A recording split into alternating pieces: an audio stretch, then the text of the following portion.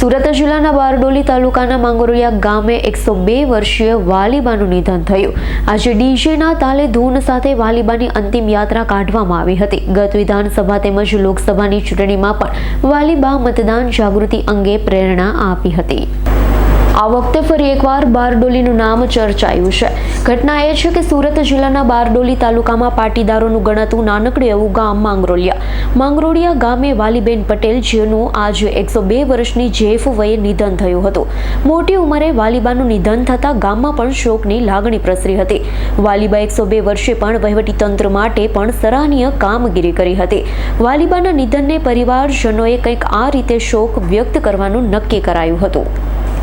વાલીબા 102 વર્ષના હતા, પરંતુ ગામ આખામાં તેઓ માટે સૌ કોઈને લાગણી અને માન હતું।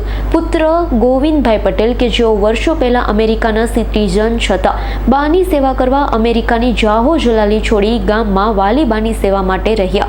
આજે તેનું નિધન થતાં પરિવારજનોએ વાલીબાના અવસાનને વધાવી ડીજે તાલ સાથે અંતિમ યાત્રા કાઢી હતી। સો મોટી સંખ્યામાં અંતિમ યાત્રામાં જોડાયા હતા। મારું નામ ગોવિંદભાઈ કેશવભાઈ પટેલ છે।